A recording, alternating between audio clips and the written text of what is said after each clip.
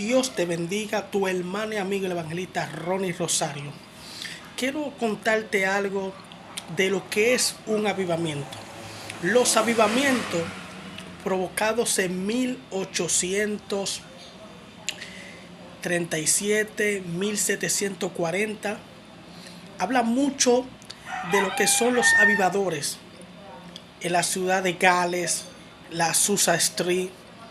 Son hombres y mujeres de Dios que provocaron un avivamiento poderoso, tanto como Catherine Kuhlman, María Gurgurete, Evan Robert, Sigmund Freud de la calle de Azusa. Fueron entes que provocaron un avivamiento. Ahora, para ti, ¿qué es un avivamiento?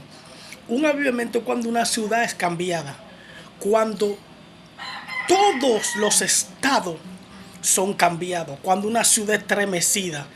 Es un avivamiento. Por eso tú eres el próximo.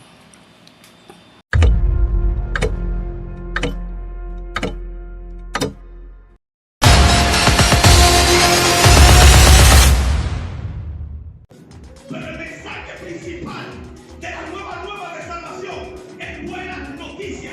Y si es buena de lluvia, decir la buena noticia, si la buena prostituta está ahí, yo le voy a dar el código. Habla de Cristo, de que no peca.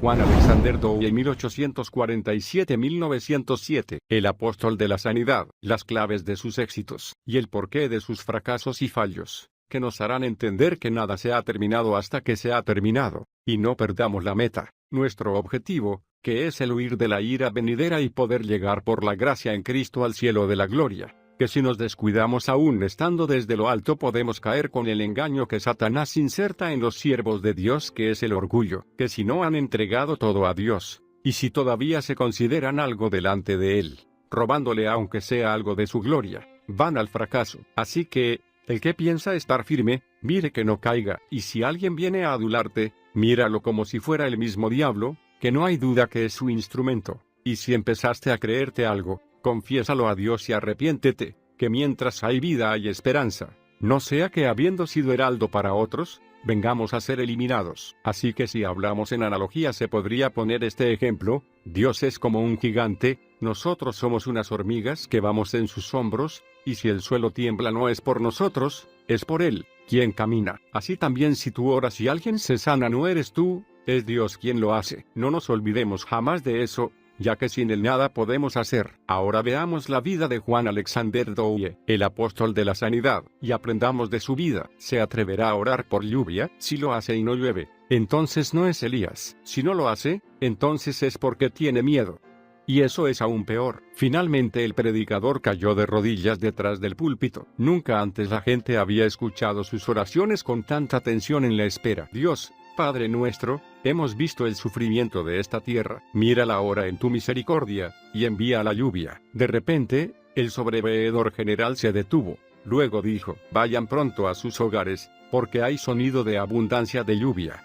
Y tan pronto como la multitud se volvió para salir, la lluvia descendió en torrentes. Pocos, en nuestra generación actual, conocen el fascinante y dramático ministerio de John Alexander Dowie. Sin duda, este hombre logró sacudir al mundo de principios de este siglo. Él trajo a la vista de todos en la sociedad la iglesia visible del Dios vivo, especialmente en el área de la sanidad divina y el arrepentimiento. Sea que uno estuviera de acuerdo con el Dr. Dowie, o no, es un hecho que la suya es una increíble historia de una fe inquebrantable y una poderosa visión. La cantidad de personas convertidas por el ministerio de Alexander Dowie suman incontables millones. Aunque el final de su ministerio es trágico, rara vez ha habido una misión más vigorosa y vital. Su ministerio apostólico cambió el mundo. Contra el ataque de religiosos hipócritas que se le oponían, publicaciones feroces y calumniadoras, multitudes que buscaban matarlo, y autoridades gubernamentales implacables, el Dr. Dowie mostró su llamado apostólico como una corona de Dios,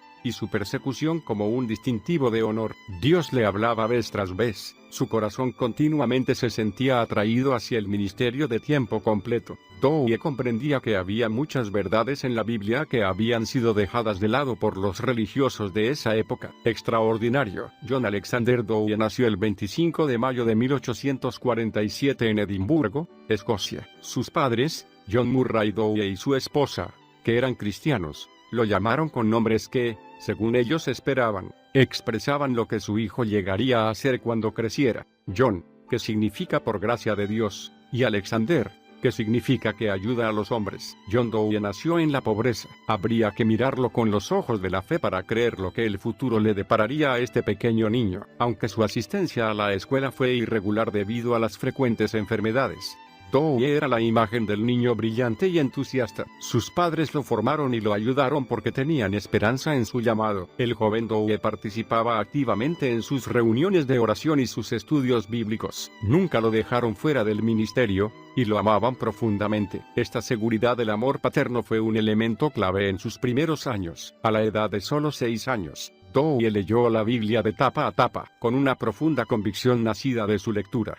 Desarrolló un intenso odio por el uso de bebidas alcohólicas. En esa época, en Escocia se estaba formando un movimiento de abstinencia. Y sin siquiera darse cuenta de que la mano de Dios estaba sobre él, Dowie hizo campaña contra el abuso del alcohol y firmó un compromiso de no practicarlo jamás. Dowie continuó leyendo la Biblia y acompañando a su padre tanto como le era posible en sus viajes a los lugares donde iba a predicar. En uno de estos viajes, conoció a un humilde predicador callejero llamado Henry Wright. Después de escuchar el evangelio de boca de este hombre, Dowie entregó su corazón a Jesucristo. A la tierna edad de 7 años, recibió su llamado al ministerio, pero aún no sabía cómo responder. A los 13 años John partió con sus padres en un viaje de 6 meses por Australia. Una vez ubicado en este nuevo país, comenzó a ganarse la vida trabajando para su tío, que era zapatero. Pronto dejó a su tío y comenzó a trabajar en otros lugares, siempre en puestos casi insignificantes. Aún entonces, sus compañeros notaban que era un joven hombre de negocios realmente extraordinario. Dowie pronto se convirtió en asistente del socio de una firma que facturaba más de $2 millones al año. Durante estos años de ascensos laborales, Dios le hablaba vez tras vez. Su corazón continuamente se sentía atraído hacia el ministerio de tiempo completo. Dowie comprendía que había muchas verdades en la Biblia que habían sido dejadas de lado por los religiosos de esa época. Una de ellas, la sanidad divina, le había sido revelada a costa de su propio sufrimiento. Dowie había sido un niño enfermizo, y sufría de dispepsia crónica, una severa indigestión que lo acosó en su adolescencia. Pero después de leer sobre la voluntad divina con respecto de la sanidad, clamó al Señor y fue completamente liberado de tal aflicción. Y esta manifestación divina fue solo una muestra de la revelación que llegaría a su vida. Finalmente, a la edad de 21 años, tomó la decisión absoluta de responder al llamado de Dios. Tomaría el dinero que había ahorrado con su trabajo y comenzaría a estudiar con un profesor privado para prepararse para el ministerio. 15 meses después, salió de Australia para inscribirse en la Universidad de Edimburgo, para estudiar en la Facultad de la Iglesia Libre. Aunque se especializó en teología y ciencias políticas,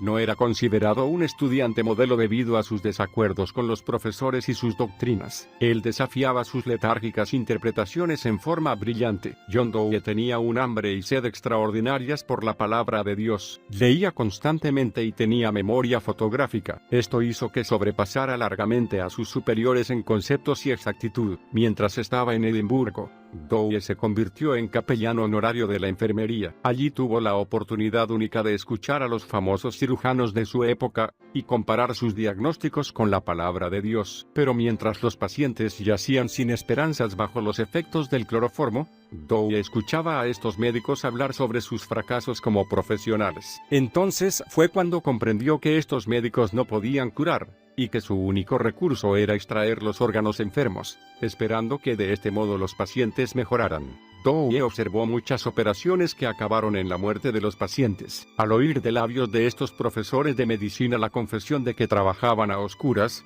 solo guiándose por su parecer, Dowie desarrolló una tremenda antipatía por la cirugía y la medicina. Muchos, aún hoy, acusan a Dowie de condenar a toda la medicina, pero quisiera destacar que en esa época, la práctica de la medicina era muy primitiva, y él fue uno de los pocos privilegiados que pudo ver detrás de bastidores. Fue testigo de cómo los médicos de su época ofrecían grandes esperanzas a los pacientes, pero luego, en privado, confesaban que no sabían nada. Veía a las pobres víctimas pagando fortunas con la esperanza de ser curadas, para luego recibir los peores resultados. Dowie despreciaba la falsedad, por lo que buscaba una respuesta. Y cuando comenzó a oponerse públicamente a estos métodos engañosos, se comprobó que sus acusaciones eran ciertas. Mientras estudiaba en la Universidad de Edimburgo, recibió un telegrama de su padre en Australia. Como respuesta al mismo, regresó rápidamente a su hogar para liberarse de cualquier herencia del negocio familiar, debido a su amor al ministerio. Al dejar todo y regresar al hogar tan repentinamente, quedó en grandes apuros económicos, pero decidió que esta dificultad no sería un obstáculo para él, y prometió que cumpliría la misión de su vida, sería un embajador de Dios en un ministerio de tiempo completo. Poco después, aceptó la invitación a pastorear la Iglesia Congregacional de Alma, Australia. Su tarea allí se dividía entre varias iglesias, y como era de esperarse, su osada manera de predicar hizo que la congregación se sintiera algo incómoda. Pronto comenzó la persecución contra él y debido a su penetrante método de ministrar, las voces del resentimiento se hicieron oír. Dowie era un visionario, pero a pesar de sus repetidos esfuerzos, no logró despertar a la gente de su letargo. Aunque necesitaba el apoyo económico de la iglesia, decidió renunciar al pastorado porque sentía que continuar era una pérdida de tiempo. John Alexander Dowie era un reformador, un líder de avivamientos. Esta clase de llamado hace que la persona deba ver resultados, debido a la pasión por Dios que arde con tremenda fuerza en su interior. Él amaba a las personas, pero su compromiso con la verdad hacía que se concentrara únicamente en aquellas que le respondían. Poco después de renunciar a este pastorado, fue invitado a ser pastor de la Iglesia Congregacional de Manly Beach, donde fue recibido muy cálidamente, pero una vez más le afectó la falta de arrepentimiento y sensibilidad a la palabra de Dios de parte de la congregación. Aún así, continuó con su pastorado. Su congregación era pequeña y le dejaba tiempo para ocuparse de sus estudios y buscar orientación en cuanto al futuro. Pasaba el tiempo, y Dowie sentía una inquietud constante en su espíritu. Sabía que era un hombre que tenía una misión, pero no tenía idea de cómo o dónde su misión se cumpliría. Comenzó a desear una congregación más grande, y pronto se le abrió la oportunidad de pastorear un grupo mayor en Newton, un suburbio de Sydney. Así que, en 1875, cambió nuevamente de iglesia. Aunque él no lo sabía en ese momento, este cambio lo llevaría a la revelación que lanzaría su ministerio a la aclamación mundial. Oh, venga enseguida. Mary está muriendo. Mientras pastoreaba la iglesia de Newton, una plaga mortal barrió con la región, particularmente en los alrededores de Sydney. La gente moría en tales cantidades que la población estaba totalmente paralizada de terror. A pocas semanas después de haber asumido el pastorado en su nueva iglesia, Dowie ya había oficiado más de 40 funerales. La enfermedad y la muerte parecían estar esperando a la vuelta de cada esquina. La tragedia de esta situación golpeó el corazón de Dowie de tal manera que comenzó a buscar inmediatamente respuestas, y sabía que esas respuestas estaban a su alcance en la palabra de Dios. Escuchemos la nota trágica en las propias palabras del joven pastor. Estaba sentado en mi oficina en la Iglesia Congregacional de Newton, un suburbio de Sydney, Australia. Mi corazón estaba muy cargado, porque había estado visitando en sus lechos de enfermedad y muerte a más de 30 miembros de mi congregación, y había devuelto el polvo al polvo de la tierra en más de 30 tumbas en unas pocas semanas. ¿Dónde estaba aquel que sanaba a sus hijos sufrientes? Ninguna oración por sanidad parecía llegar a sus oídos,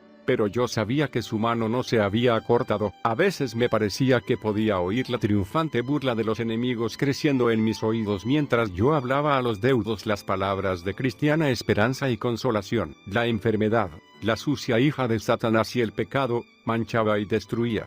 Y no había un liberador. Y ahí estaba yo, sentado con mi cabeza hundida bajo el peso de la pena por mi pueblo afligido, hasta que lágrimas amargas vinieron a aliviar mi corazón ardiente. Entonces oré pidiendo un mensaje. Y las palabras del Espíritu Santo inspiradas en Hechos 10:38 se me presentaron en toda la brillantez de su luz, revelando a Satanás como el opresor, y Jesús como el sanador. Mis lágrimas fueron enjugadas, mi corazón se fortaleció, vi el camino hacia la sanidad, y dije, Dios, ayúdame ahora a predicar la palabra a todos los que están muriendo a mi alrededor, y decirles que es Satanás quien aún enferma, y Jesús quien aún libera, porque Él sigue siendo el mismo hoy. El sonido de la campanilla y varios golpes en la puerta. 2 mensajeros casi sin aliento que decían, oh, venga enseguida, Mary está muriendo, venga y ore. Salí apresuradamente de mi casa, sin siquiera ponerme el sombrero, corrí calle abajo, Entré al cuarto de la dama que moría. Allí estaba, gimiendo, apretando los dientes en medio de la agonía del conflicto con el destructor. La miré, y se encendió mi ira. Sucedió en forma muy extraña. La espada que necesitaba estaba aún en mis manos y ya nunca la pondría a un lado. El médico, un buen cristiano, caminaba en silencio de un lado a otro del cuarto. Entonces se acercó y me dijo: Señor, ¿no son misteriosos los caminos de Dios? Los caminos de Dios. No, Señor. Esto es obra del demonio y es hora de que clamemos a aquel que vino a destruir la obra del diablo. Ofendido por las palabras de Dowie, el médico salió del cuarto. Dowie se volvió hacia la madre de Mary y le preguntó por qué lo había mandado llamar. Luego de escuchar que ella quería una oración de fe, el pastor se inclinó junto a la cama de la niña y clamó a Dios. Instantáneamente la niña se quedó quieta. La madre preguntó si su hija había muerto, pero Dowie contestó: no, vivirá. La fiebre se fue. Pronto, la jovencita estaba sentada en su cama y comiendo. Se disculpó por haber dormido tanto y exclamó cuán bien se sentía. Y mientras el pequeño grupo aún agradecía al Señor, Dowie fue al cuarto de su hermano y su hermana, oró por ellos, y también ellos fueron instantáneamente sanados. A partir de ese momento, la plaga se mantuvo alejada de la congregación de Dowie. Ningún otro miembro de su iglesia murió de la epidemia, y como resultado de esta revelación, surgió el gran ministerio de sanidad de John Alexander Dowie. Campanas nupciales. Poco después de esta natal y revelación de la sanidad divina, Dowie comenzó a pensar en la posibilidad de encontrar una esposa. Entonces descubrió que estaba enamorado de su prima hermana Jeanie, y que no podría ser feliz sin ella. Después de muchas discusiones y controversias con sus familiares, acordaron que se casarían. Así que a la edad de 29 años, el 26 de mayo de 1876, John Dowie se casó con Jeanie y los dos comenzaron su increíble misión juntos. Su primer hijo, Gladstone, nació en 1877, pero Dowie se había equivocado con respecto de ciertas personas en asuntos financieros, y se encontró en grandes apuros económicos. Así que Jeanie y Gladstone fueron a vivir con los padres de ella hasta que la situación pudiera arreglarse. Obviamente, esta decisión causó aún mayores discordias, debido a la desconfianza que sus padres políticos sentían por Dowie. Sin embargo, a pesar de estas dificultades, continuó siendo un hombre con una visión divina. En medio del caos, se aferró a la obra que tenían por delante y escribió a su amada esposa: veo el futuro mucho más claramente de lo que puedo resolver los misterios del presente inmediato. Todo ministerio tiene su futuro, pero debemos creer en este futuro, o jamás daremos ese primer paso. Como Dowie, debemos decidirnos a aferrarnos a la palabra de Dios y luchar por lo que es nuestro en la tierra. Siempre habrá contratiempos, pero nosotros somos los que decidimos si el problema será permanente. Aunque somos llamados, tenemos aún que luchar contra males espirituales que son enviados para destruir nuestra visión y desanimarnos. Los ángeles de Dios pueden ayudarnos, pero la guerra por nuestro destino es una responsabilidad personal que debemos ganar. Basta de religión. Durante este tiempo de pruebas, Dowie tomó la decisión sin precedentes de abandonar la denominación a la que pertenecía. No podía comprender ni trabajar con el estado letárgico y frío de sus líderes. Él ardía con la pasión de proclamar el mensaje de la sanidad divina por toda la ciudad. Sus congregaciones habían crecido hasta más del doble de las demás, pero su éxito hablaba a oídos sordos, y constantemente debía luchar contra la política y la teología de la letra de la ley que amenazaba con apagar su fe. Debido a la hostilidad que le mostraban los líderes de la denominación, se encontraba constantemente a la defensiva. En una carta a su esposa en la que proclama su decisión de comenzar un ministerio independiente, Dowie escribió que el sistema político de su denominación mataba la iniciativa y la energía individual, hacía que los hombres fueran herramientas de la denominación o, aún peor, les hacía tener una mentalidad mundana, y los dejaba, en su mayoría, altaneros y secos, inútiles, buenos barcos, pero mal piloteados y terriblemente sobrecargados con mundanalidad y apatía. Dowie había llegado a darse cuenta de que era posible un avivamiento si se lograba despertar a la iglesia. Consideró las vastas oportunidades que se abrían delante de él. Estudió el lado letárgico de la iglesia, y luego estudió a los que no asistían a la iglesia, y tomó la decisión de que alcanzar el vasto número de los que no asistían a la iglesia produciría un mayor fervor por Jesucristo. Entonces decidió dejar de trabajar entre los cínicos. Por eso decidió que su misión alcanzaría a las multitudes agonizantes de las que nadie cuidaba en la ciudad, con la revelación de que Cristo es el mismo ayer, hoy y siempre. En 1878, Dowie se apartó de su denominación y consiguió el Royal Theatre en Sydney para comenzar un ministerio independiente. Cientos de personas se agolpaban en el teatro para escuchar sus potentes mensajes. Pero una vez más, la falta de fondos detuvo su tarea. Aunque el número de personas que asistían era enorme, muchas de ellas no tenían ingresos. La única respuesta que Dowie halló fue vender su hogar y sus muebles, poner el dinero en la obra y mudarse a un lugar más pequeño. Después de esto, la obra floreció. En un mensaje en el que hablaba de su decisión, Dowie manifestó: habían desaparecido mis hermosos muebles y mis cuadros, pero en su lugar llegaron hombres y mujeres que fueron traídos a los pies de Jesús por la venta de mis bienes personales. En su pasión, Dowie no había previsto la tremenda oposición que se levantó contra él. Dowie denunciaba con vehemencia los males de la época, y formó un grupo para distribuir literatura en toda la ciudad. Estos panfletos provocaron una violenta persecución por gran parte de los pastores locales. Pero él continuó denunciando sin misericordia a los líderes letárgicos, y no se ahorró palabras, respondiendo que él no les reconocía derecho para pedirle información alguna sobre sus acciones, ni respetaba sus juicios. Dowie contestó a un ministro: considero que su juicio es tan débil e incapaz como su ministerio. Desearía saber quién distribuyó estos repugnantes tratados entre su rebaño. Ciertamente lo felicitaría por haber elegido bien el campo. Parte del llamado de Dowie era atacar los males morales. Una firme posición moral generalmente va acompañada por un ministerio de sanidad fuerte. Gran parte de las enfermedades y dolencias son causadas por el pecado. Pero Dowie paralizaba a sus críticos con tal aguda astucia, que esto los llevó a unirse y planear en secreto cómo destruirlo. Así se preparó el escenario para la caída del aparentemente invencible John Alexander Dowie, un llamado malintencionado. Dowie era un apóstol, pero no comprendía en su totalidad ese oficio. La unción que él tenía atravesó las teocracias religiosas de su época.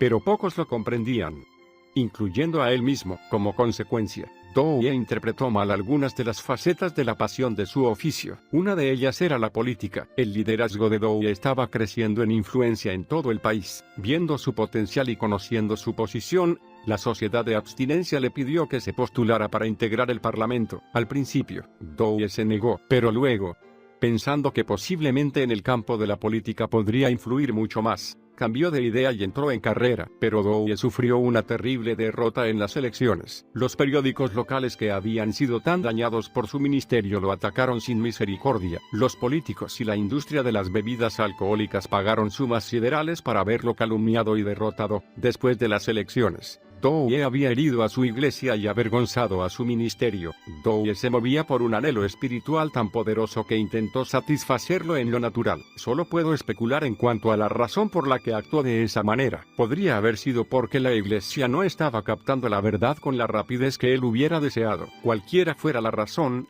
se equivocó al interpretar el plan y los tiempos de Dios para su ministerio. Debemos comprender que Dios tiene un punto central a partir del cual cada aspecto de nuestras vidas, ya sea individualmente o en forma conjunta con otros, esa área se llama oportunidad. Según la forma en que se maneje esa palabra, las vidas pueden avanzar en el plan de Dios o detenerse. Las naciones pueden avanzar o retroceder. La vida en el ámbito espiritual tiene un tiempo y una oportunidad, de la misma manera que los tiene la vida natural. Por lo tanto, es muy importante que sigamos la guía de nuestro espíritu. Debemos aprender que no siempre es correcto pasar a la acción solo porque parece que es lo que hay que hacer. Esta clase de obediencia solo debe ser resultado de un tiempo de oración e intercesión. Los políticos y el campo de la política jamás han cambiado al mundo, ya sea a través de la iglesia o del gobierno. Solo un pueblo cuyos corazones son cambiados por el evangelio puede transformar las leyes y las normas civiles. Los políticos tienden siempre a ceder para gozar del favor del pueblo en general. El oficio apostólico presenta la palabra del Señor.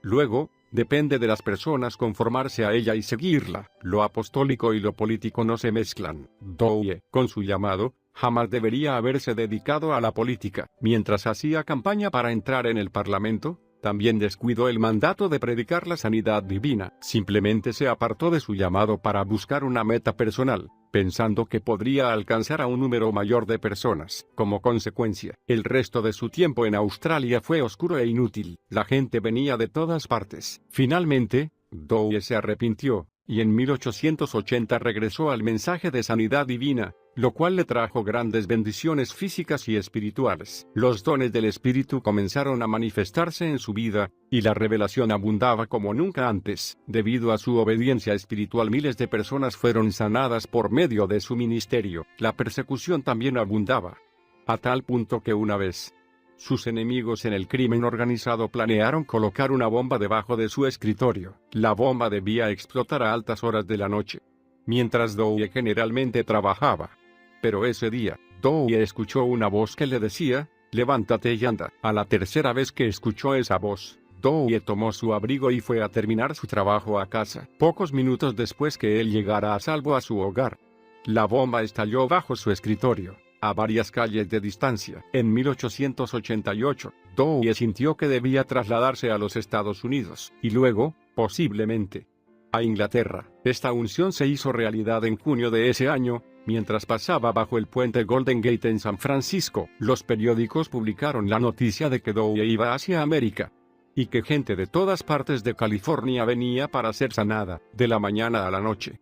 Los salones se llenaban de personas que deseaban una audiencia con él, ya que él oraba solamente por una persona a la vez. El reformador tenía una manera única de orar por los enfermos. Él creía fervientemente que nadie podía ser sanado sin primero haber nacido de nuevo y haberse arrepentido de cualquier estilo de vida que fuera contrario al Evangelio. Generalmente se indignaba si captaba mundanalidad en alguna persona que venía para ser sanada. Como consecuencia, al principio de su ministerio, oró por muy pocas personas, pero aquellas por las que oraba eran instantáneamente sanadas. Olvidó lo divino. Pronto Dowie comenzó a realizar cruzadas de sanidad por toda la costa de California. Fue en esta época que conoció a Maria Woodworth Etter, la gran evangelista y ministradora de sanidad, pero se produjo un conflicto entre ellos, y Dowie criticó la forma de ministrar de María. Personalmente, creo que esto fue un error trágico de su parte. En nuestras vidas tenemos muchas relaciones, algunas casuales, otras que llegan a ser íntimas, pero las más significativas para el reino de Dios son las relaciones divinas. En cada llamado,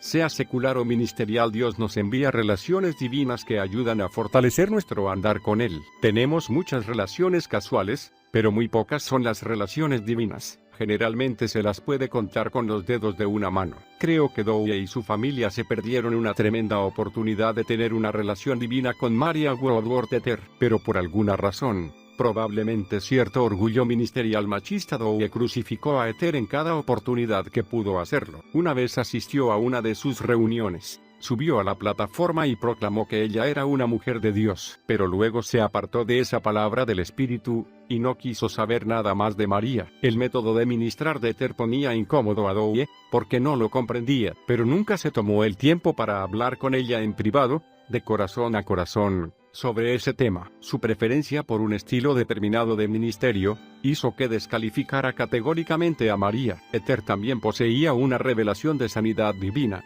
pero tenía más experiencia en trabajar con el Espíritu, y tenía la fortaleza espiritual para poder hablar a la vida de Dowie. Ella podría haberle indicado cómo vivir en el Espíritu al mismo tiempo que descansaba su cuerpo. Dowie tenía un problema en este sentido. Algunas veces trabajaba 43 horas seguidas, movido por su pasión. Por medio de María, podría haberse hecho amigo de otras personas de igual fe y el mismo llamado, haciendo avanzar así su propio ministerio, pero no lo hizo. Como consecuencia, Dowie tuvo relaciones solo casuales con algunos de sus seguidores, en lugar de la clase de relación divina que podría haber tenido con otros líderes como él. Creo que es interesante destacar que entrevistó al gran impostor de su época, Jacob Schweinfurt, que decía ser Jesucristo. También desafió al famoso ateo Robert Ingersoll a una confrontación, pero nunca dio a la hermana Etter siquiera la cortesía de una conversación. No pierda las relaciones divinas que puedes tener en tu vida. Siempre habrá colaboradores, pero las relaciones divinas son pocas y aisladas. Finalmente, el hogar. La persecución de varios ministros envidiosos comenzó a levantarse furiosamente contra Dowie. Para esta época, él ya se había convertido en un veterano en el arte de enfrentar la oposición. La persecución hacía surgir toda su brillantez y toda su fuerza, y nunca dedicó siquiera un pensamiento a quienes lo perseguían, a menos que estuvieran en el camino inmediato de su misión. Dowie recorrió los Estados Unidos y finalmente decidió establecerse en Evanston, Illinois, en las afueras de Chicago. Los periódicos de Chicago lo atacaron amargamente, llamándolo falso profeta e impostor, y declararon con osadía que no era persona deseable en esa ciudad, pero ninguno de sus ataques hizo retroceder a Douye, quien permaneció allí donde había elegido estar, y ministraba donde quiera que se sentía llamado a ir. Cierta vez, mientras hablaba en una convención sobre sanidad divina en Chicago, fue llamado a orar por una mujer que estaba muriendo de un tumor fibroide. En ese momento, Chicago era la segunda ciudad más grande de los Estados Unidos. Había fuertes influencias espirituales malignas dominando la ciudad, y Douye estaba muy interesado en establecer su base allí. Por eso, tomó el pedido de sanidad de esta mujer como una prueba sobre si debería o no comenzar una obra en ese lugar. El tumor era, según decían, del tamaño de un coco, y había crecido en varios lugares de su cuerpo. Cuando Douye oró por la mujer, ella fue sanada inmediatamente. Fue una sanidad tan extraordinaria que varios periódicos de Chicago dieron la noticia. Ahora Douye estaba convencido. Así que estableció la sede mundial de su ministerio en esta ciudad. A sus enemigos no les causó demasiada gracia, pero a Douye eso no le importó. La feria mundial sería inaugurada en unos pocos meses. Así que Douye construyó una pequeña choza a sus puertas. En lo alto de la choza, llamada Tabernáculo de Sión, había una bandera que decía Cristo es todo. Allí se hacían reuniones día y noche. Aunque en sus comienzos la asistencia era escasa, fue creciendo regularmente. Y poco tiempo después, la gente tenía que quedarse de pie fuera de la estructura, en la nieve, para poder espiar las milagrosas sanidades que se producían allí. Como había sucedido antes en Australia, Douye se había abierto las puertas de la ciudad de Chicago a través de la sanidad divina. Nunca antes, ni después que él, un hombre ha atrapado de tal manera a una ciudad. Aún así, vivió la lucha de su vida en esos primeros años. Él demostraba la palabra de Dios con todo poder, y al hacerlo, los profesionales médicos y las iglesias sufrían estragos en sus ingresos. Así que los periódicos formaron rápidamente una lista de aliados, incluyendo ministros, que se dedicaron a tratar de detener su ministerio por todos los medios posibles. Pero nadie podía manchar su ministerio. Para desconsuelo de sus rivales, los artículos y las calumnias que se publicaban sin cesar solo lo hacían crecer más. Otro hogar, la cárcel. Para este entonces, cientos de personas inundaban la ciudad de Chicago para asistir a las reuniones de Douye. Como consecuencia,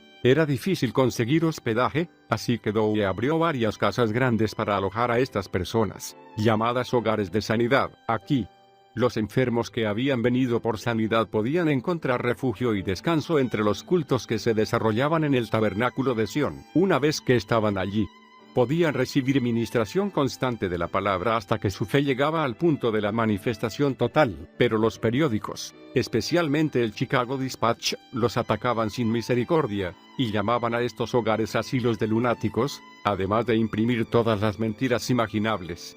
Gracias a la existencia de estos hogares de sanidad, los enemigos de Douye pensaron que habían hallado un punto vulnerable en su ministerio. Por eso, a principios de 1895, lo hicieron arrestar por práctica ilegal de la medicina, lo cual era obviamente falso, ya que él hubiera sido la última persona en permitir que se practicara medicina en sus hogares. Douye contrató un brillante abogado, pero este solo lo aconsejaba en temas legales. Por tanto, decidió representarse a sí mismo en la corte, ya que nadie podría expresar su llamado en forma tan exacta como él mismo. El intelecto superior de Douye no fue suficiente para contrarrestar el maligno dominio que pesaba sobre la corte. A pesar de sus profundos argumentos, la corte le impuso una multa, pero nunca soñaron que él llevaría el caso a un tribunal superior, lo cual costó mucho más dinero que lo que ellos le habían impuesto en multas. Douye lo hizo y el tribunal superior denunció el mal en que había incurrido el tribunal inferior, y revirtió la decisión. La ciudad esperaba que Douye se desalentara si continuaban arrestándolo y aplicándole multas. Por eso, antes que terminara ese año, lo habían arrestado 100 veces. Aunque la persecución era terrible, Douye nunca perdió el ánimo. La persecución le daba más fuerza a su carácter. En realidad, las aflicciones y los interrogatorios a que lo sometían sus perseguidores hacían surgir lo mejor de sí mismo. El mal siempre tratará de perseguir el bien de Dios, pero John tenía una seguridad sobrenatural y estaba anclado firmemente en su autoridad divina. Lo sobrenatural nunca se inclina ante lo natural. Hojas de sanidad. Después de intentar sin éxito derrotarlo por medio del sistema legal, Los enemigos de Douwe se complotaron para quitarle sus privilegios postales. En 1894, el boletín publicado por él, Hojas de Sanidad, se distribuía semanalmente a todo el mundo. Este boletín estaba lleno de enseñanzas y testimonios de sanidad, obviamente.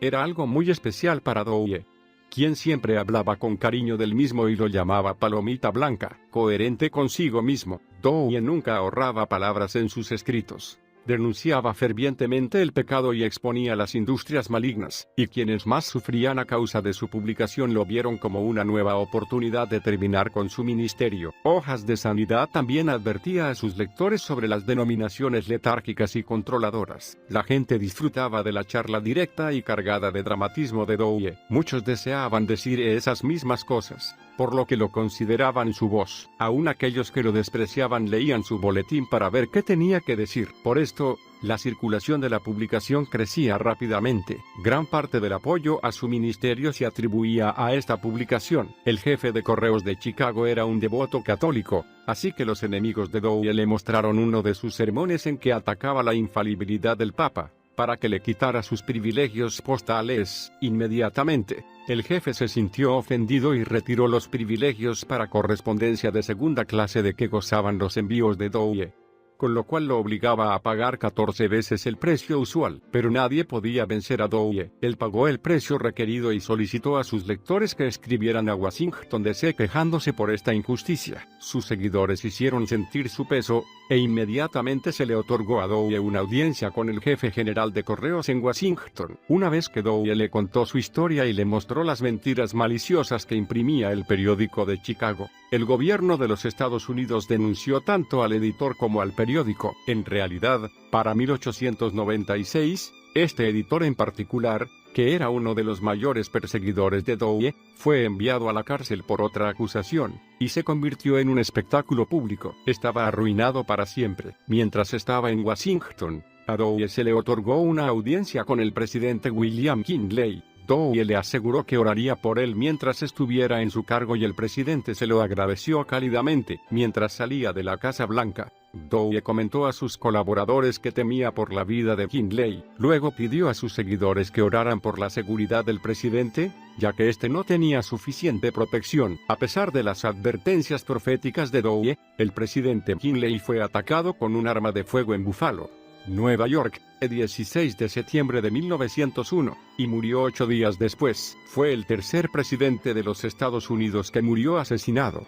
Ha llegado. A fines de 1896, Douwe había ganado gran influencia sobre la ciudad de Chicago. Sus enemigos estaban muertos, en la cárcel, o guardaban silencio. La policía local, que lo había arrestado 100 veces, era ahora su amiga, y corría a protegerlo apenas fuera necesario. Las autoridades políticas, incluyendo al intendente, habían sido votadas por la gente de Douwe. La sanidad divina se predicaba en cada esquina. John había dividido los distritos de la ciudad, y había enviado equipos llamados los 70, que proclamaban el evangelio en cada área. Pronto, apenas había alguna persona en Chicago que no había escuchado el mensaje del evangelio. Ahora, cada semana, Douwe oraba para que miles de personas recibieran la sanidad divina. Sadie Cody, sobrina de Buffalo Bill Cody, fue milagrosamente sanada luego de leer un ejemplar de Hojas de Sanidad. Entre otras notables sanidades se cuentan las de Amanda Hicks, prima de Abraham Lincoln,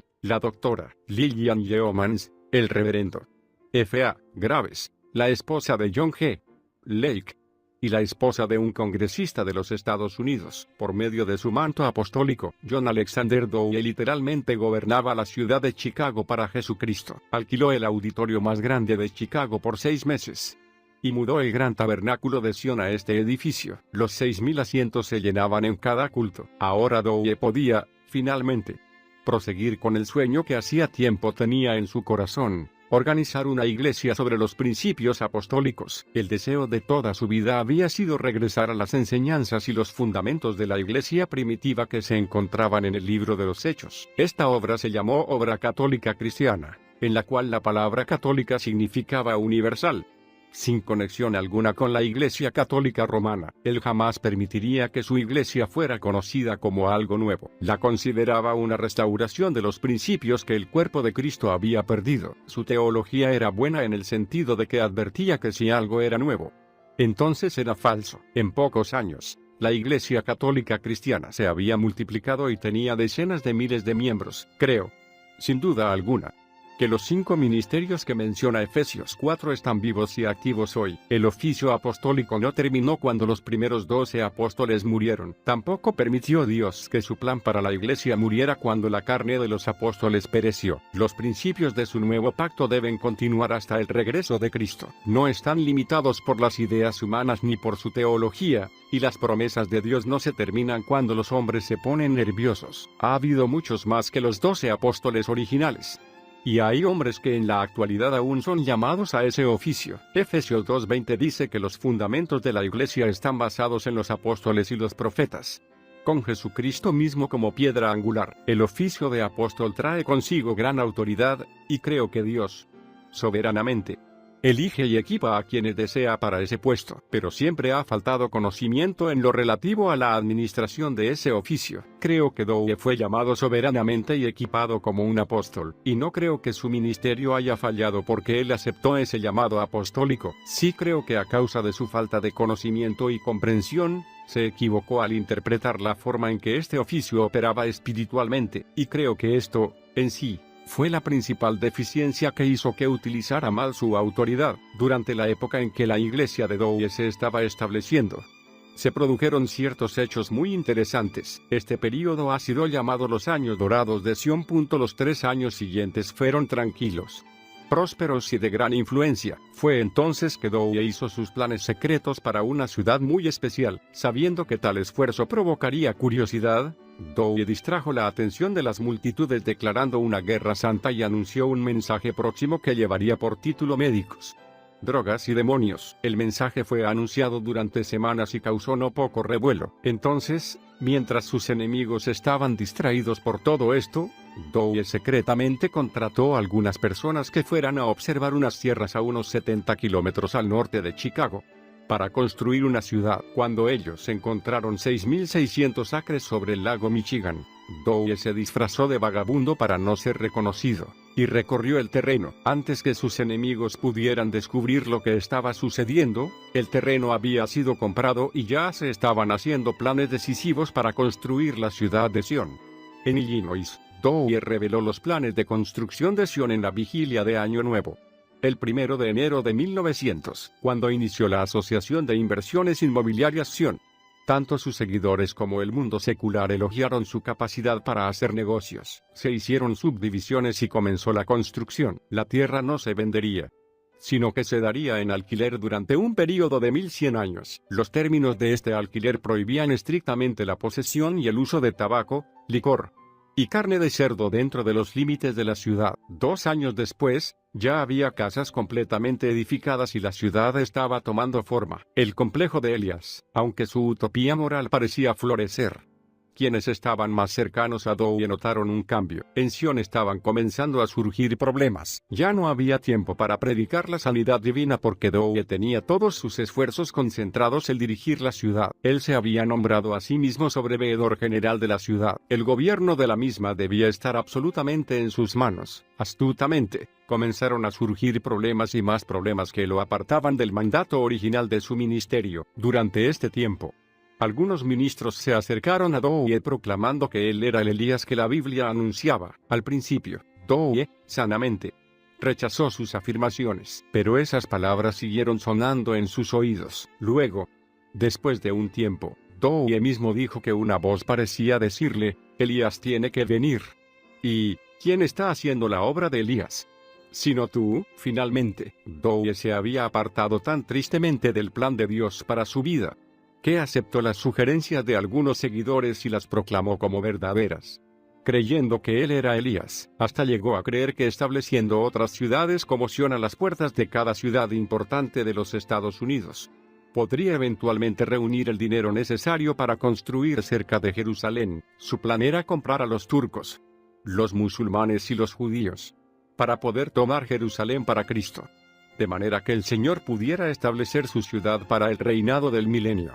Dowie estaba totalmente engañado. Pronto su predicación se deterioró al punto que solo atacaba a sus enemigos. También disertaba sobre puntos de vista de política mientras exhortaba a sus seguidores a invertir más en la obra de la ciudad. No aceptaba consejos de nadie, excepto en temas menores, y quitó todas las restricciones que podían haber puesto freno a su poder o haber sido obstáculo para sus planes. Knockout en el Madison Square Garden, lo que una vez fuera una batalla en la persecución contra la palabra de Dios se había convertido en una guerra personal para mantener el nivel de la influencia personal de Dowie. La persecución por ser un hombre de Dios había sido la que había activado el manto de su oficio apostólico, pero ahora estaba luchando para mantener su propia influencia y su éxito personal, y eso lo destruyó. Un ejemplo tristemente claro de la vanidad de Dowie en esta área fue lo que sucedió en la llamada Visitación de Nueva York. El Dr. Buckley, obispo de la Iglesia Metodista y editor de su periódico denominacional, pidió una entrevista con Dowie. Este le otorgó una audiencia y pensó que lo había persuadido totalmente de que creyera sus afirmaciones. Pero no era así. Según el artículo que luego Buckley escribió en su periódico, Dowie estaba en la tierra fronteriza de la locura, donde algunas veces se han originado grandes movimientos de duración limitada. También agregaba, lo crea o no, Dowie no es más que un nuevo impostor. Enfurecido, Dowie alquiló el Madison Square Garden y, aun con grandes esfuerzos económicos, hizo los arreglos necesarios para que 8 trenes transportaran a miles de sus seguidores a Nueva York. Una vez allí, planeaba hacer una demostración abierta de las fuerzas de ambos, Buckley y él mismo, para demostrar el poder que aún tenía. Lo que una vez había sido inspirado por la dirección divina de Dios, ahora quedaba reducido a una iniciativa solamente de Dowie. Fue algo hecho totalmente en la carne. Dowie reaccionó frente a una herida y al dolor emocional que ésta le provocaba, y estaba decidido a vengarse. El acto fue un fracaso estrepitoso. Aunque miles de personas acompañaron a Dowie, miles más vinieron con un plan diferente en mente. Llenaron el Garden, pero cuando Dowie subió a la plataforma para hablar,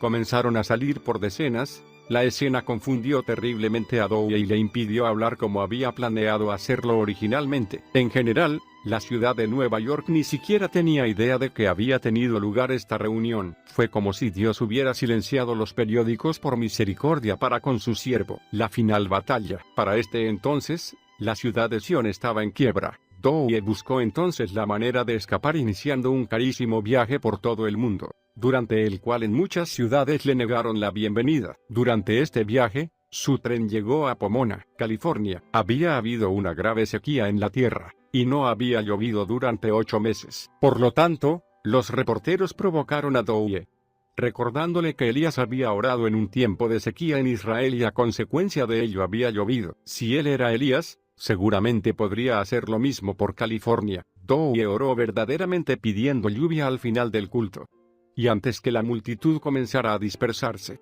la lluvia caía a torrentes. Al salir de California, Dowie planeó un viaje a México, donde establecería la plantación Sion. Esperaba que esta nueva empresa pagara las deudas de la anterior, pero sus seguidores, quebrados económicamente y desilusionados, lo habían abandonado. No podían evitar ver que ellos mismos se habían empobrecido, mientras Dowie vivía en el otro extremo. Daba fiestas fastuosas y se iba de viaje por todo el mundo. Algunos dicen que Dowie construyó su propia ciudad porque estaba cansado de las persecuciones, pero en mi opinión personal, no creo que sea así. Aunque era grandemente ungido y enviado por Dios, aparentemente tenía debilidad por el poder y el éxito. Él mismo manifestaba, para ser un apóstol, no es cuestión de elevarse, sino de ponerse por debajo.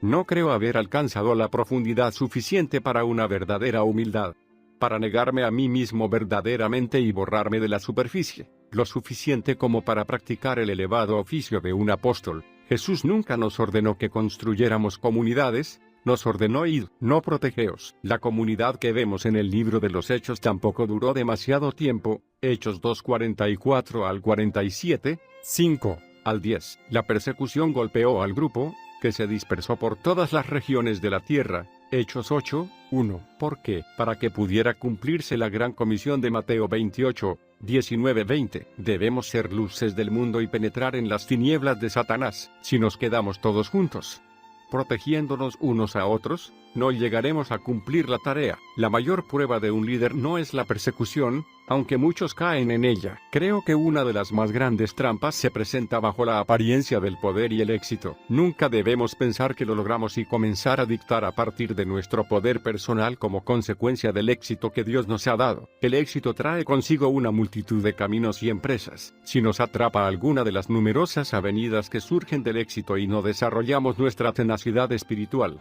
podemos caer víctimas del torbellino. No podemos tener paz con el pasado utilizando el poder del presente. Con cada nueva altura, debemos desarrollar una nueva tenacidad. Es por eso que algunas iglesias crecen hasta un determinado nivel y luego se vuelven cómodas. O caen. Los líderes se ocupan demasiado en las avenidas y pierden el tiempo y la energía que deberían dedicar a desarrollarse a sí mismos y a sus miembros para nuevas alturas en Dios. Cuando obedecemos a Dios, tendremos éxito. Por eso, nunca temas al éxito, pero para administrarlo correctamente, debemos mantenernos en la fortaleza del Espíritu, escuchando atentamente para seguir su dirección, no la nuestra. Solo con la fortaleza del Espíritu y teniendo hambre de Dios podremos continuar en el camino que Dios ha hablado. Como pioneros hacia el próximo nivel, Dowie se proclamó poco después primer apóstol de una iglesia renovada de los últimos tiempos. Renunció a su apellido y comenzó a firmar documentos con el nombre de John Alexander, primer apóstol. No mucho después de este autonombramiento, sufrió un ataque en la plataforma, mientras predicaba su último sermón, mientras estaba fuera de la ciudad, recuperándose. La ciudad de Sion se reunió en asamblea para votar la expulsión de Dowie. Dowie luchó contra esta decisión con sus últimas fuerzas, pero no logró retomar su puesto. Se le permitió vivir sus últimos días dentro de la casa de Siloé, su hogar durante muchos años, y murió el 9 de marzo de 1907. Su muerte fue documentada con estas palabras por el juez V. Barnes: la última noche que John Alexander pasó en esta tierra, estaba una vez más en el espíritu, sobre la plataforma, hablando a la multitud de su gente. Esa noche predicó pensando que exponía los principios del Evangelio a miles de personas, mientras enseñaba las mismas viejas verdades. Cayó otra vez en un sopor, despertando de tanto en tanto para continuar con la dispersación del viejo mensaje del Evangelio. La última canción que cantó, mientras la luz del día comenzaba a asomarse, fue «Soy un soldado de la cruz». Entonces ellos prestaron atención para escuchar su última frase, y él dijo: «Ha llegado el milenio, regresaré por 1000 años». Estas fueron las últimas palabras que habló. La última frase que pronunció. ¿Cómo pudo una gran vida como esa acabar tan tristemente? ¿Existe alguna respuesta? Una vez más, creo que la respuesta se encuentra en una mala interpretación de los principios espirituales. Dios había asignado a Dowie a la ciudad de Chicago, y él la conquistó mientras vivió en esa ciudad, y llevó a cabo la tarea que Dios le había ordenado. Los principados y las potestades no pudieron tocarlo, pero Dowie, aparentemente, salió de Chicago movido por su propio deseo de poder, y de esa manera dio al diablo la libertad de destruir su vida. Cuando dejó la ciudad a la que había sido llamado, el enemigo mató la influencia que él tenía en todo el mundo por medio del engaño. Mató a un miembro de su familia, destruyó su matrimonio, y destruyó a Dowie mismo. Con toda clase de enfermedades que comenzaron a afectar su cuerpo, debemos quedarnos con el plan original que ha sido ungido por Dios para nuestras vidas, y permitir que sea Él quien abra los caminos necesarios para administrarlo. Quizá Dowie debería haber construido iglesias e institutos bíblicos en lugar de construir una ciudad. Ese camino habría impulsado a miles de personas al ministerio a través de su influencia como hombre de Dios. Dowie se fue en paz para estar con el Señor. Quienes estuvieron con él en el final dijeron que había regresado a la fe de sus primeros años. Muchos incluso testifican que se había convertido en un hombre suave y amoroso que actuaba como si se hubiera quitado un tremendo peso de encima. Y la ciudad de Sion, Illinois, permanece hasta la actualidad, pero el liderazgo está dividido entre muchos hermanos porque no existe una sola persona que pueda ocupar por completo el lugar del Dr. Dowie. Una gran lección objetiva. Gordon Lindsay, biógrafo oficial de John Alexander Dowie y fundador de Cristo para las Naciones en Dallas, Texas. describió el ministerio de Dowie como la más grande lección objetiva en la historia de la Iglesia. En cuanto al ministerio, su vida estuvo llena de detalles vívidos e instructivos. Las lecciones que podemos aprender no tienen intención de degradar ni criticar de ninguna manera a este gran hombre de Dios. Debemos separar sus problemas personales del llamado de Dios. John Alexander Dowie pasó a la historia como un impostor, pero fue un genio llamado por Dios. Aún en medio de su error, profetizó la venida de la radio y la televisión en nuestra generación. Tuvo sus fracasos, pero de su influencia surgieron grandes hombres de Dios. Su ministerio produjo a John G. Lake, el gran apóstol de Sudáfrica, F. Bosworth y su hermano B.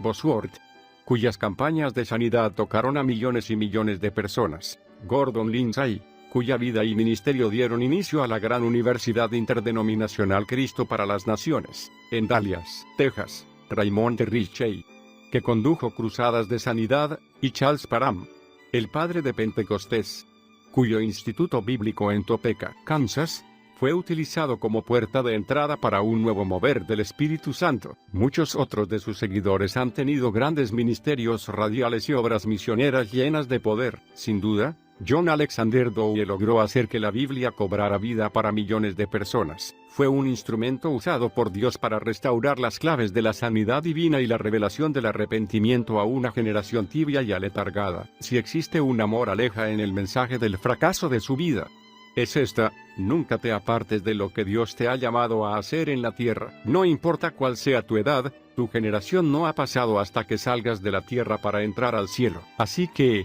si Dios te ha encomendado cumplir una comisión, haz que ella sea tu prioridad absoluta durante toda tu vida.